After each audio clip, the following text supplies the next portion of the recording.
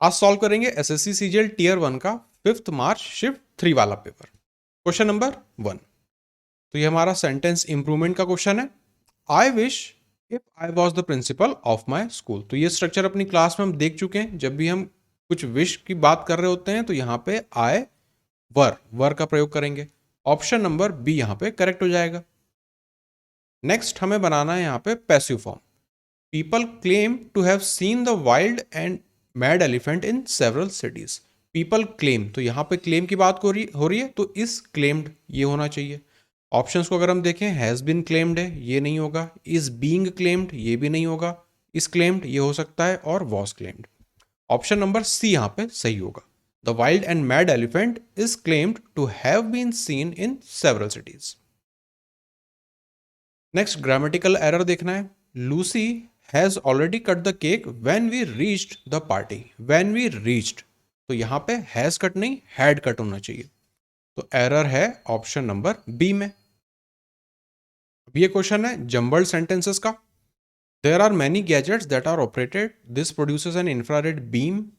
When a button is pressed on the remote control the beam carries a coded signal for the operating system. तो यहाँ पे B से तो शुरू होना नहीं है, तो अगर हम ऑप्शंस को देखें तो डी वाला एलिमिनेट हो जाता है। अब बचता है 3 ऑप्शंस और सब ए से शुरू हो रहे हैं। और यहाँ पे अगर हम देखें, अब the beam carries a coded signal, beam की बात कहाँ पर हुई है? इंफ्रारेड बीम यहाँ पर हुई है। तो पहले बी आएगा और फिर डी आएगा, ये दोनों का एक पेयर बन जाएगा। अगर हम ऑप्शंस में देखें, बी के बाद डी, ऑप्शन सी में दिख रहा है। ऑप्शन नंबर सी ही यहाँ पे हमारा करेक्ट ऑप्शन हो जाएगा। Next, health should be our first priority and should never be neglected, suspended, discarded or declined. तो यहाँ पे neglected सही होगा। Colour blind person is not able to dash between colours, तो यहाँ पे अंतर करने की बात हो रही है। ग्लांस, डिस्टिंग्विश, डिफाइन या ऑब्जर्व। Distinguish between colours. अभी हमारा क्लोज टेस्ट शुरू हो रहा है, तो पहले हम पैसेज को पढ़ेंगे, उसके बाद फिर हम ऑप्शंस को टेस्ट करेंगे। Corruption is one of the problems of our country. It is an act done with to gain some undue advantages inconsistent with official duty. Government has many schemes for the welfare of the people, but corruption seems impossible to be. India can become a corruption-free nation only when the citizens rules and regulations with a strong willpower and cooperate wholeheartedly. तो corruption की बात हो रही है, कैसे हम उसे कम कर सकते हैं उसकी बात हो रही है, गवर्नमेंट क्या स्कीम दे रही है उसकी बात हो रही है। तो करप्शन से रिलेटेड पूरा हमारा पैसेज है। अब हम ऑप्शंस को देखते चलते हैं। Corruption is one of the problems of our country. Powerful, minor, major या strong. Major problem of our country है। It is an act done with dash to gain some undue advantage.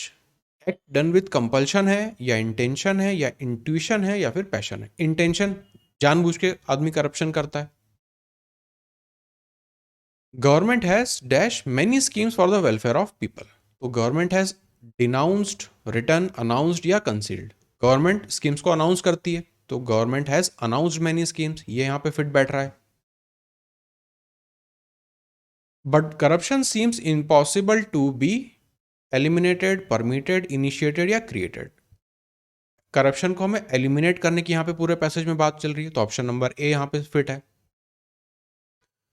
India can become a corruption free nation only when all the citizens dash rules and regulations with a strong willpower. When all the citizens reject, disobey, break या follow, जब rules follow करेंगे तभी corruption कम होगा। तो option number D यहाँ पे correct है। अब हमें यहाँ पे देखना है एंटोनिम किसका? होस्टाइल का। तो होस्टाइल मतलब होता है बहुत, मतलब आपके फेवर की कंडीशन ना हो, झगड़ालू वाली चीजें जैसी रहती हैं वो होती हैं होस्टाइल। तो एमिएबल ये हो सकता है, वायलेंट नहीं होगा। अनफेवरेबल, एडवर्स, ये सारे तो सिनोनिम हो जाएंगे। तो ऑप्शन नंबर ए यहां पे सही है। करेक्टली स्पेल्ड वर्ड देखना है, डेफिनेट, ये तो सही है, बाकी ये तो सारे गलत है। ऑप्शन नंबर ए ही यहां पे सही है। एंटोनिम देखना है स्लगिश का। स्लगिश मतलब धीमा, धीरे धीरे। एंटोनिम है तो एक्टिव ये हो सकता है, डल, सेडेंट्री और वीक ये नहीं होंगे। ऑप्शन नंबर ए यहां पे होगा इसका एंटोनिम। अब हमें देखना है grammatical error. One of the greatest responsibilities of a scientist is that his discoveries and inventions are utilized to the overall development of nation. सबसे पहले में वन ऑफ द ग्रेटेस्ट, ये वाला स्ट्रक्चर में कई बार एरर आता है, तो one of the greatest responsibilities of a scientist is, ये तो पूरा सही दिख रहा है, that his discoveries and inventions are utilised to the overall development. यहाँ पे यूटिलाइज्ड फॉर होना चाहिए, तो इस वाले पार्ट में एरर है। अगर हम ऑप्शंस देखें तो option number B, indirect narration. He said to me what time do the banks open and close. Said to me past है, तो अंदर जो है इनका यहाँ पे टेंस चेंज होगा।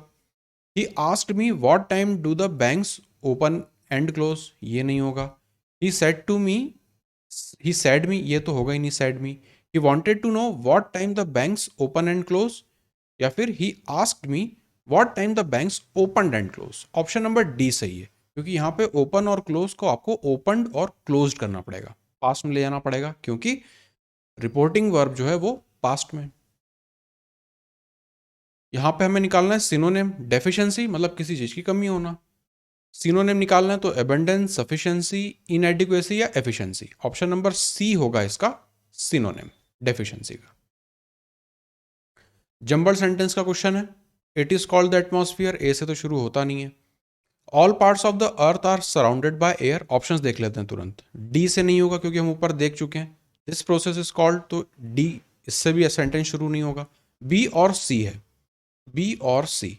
बी को अगर हम देखें, all parts of the earth are surrounded by air, it is called the atmosphere, living beings breathe in and breathe out the air all the time, this process is called respiration.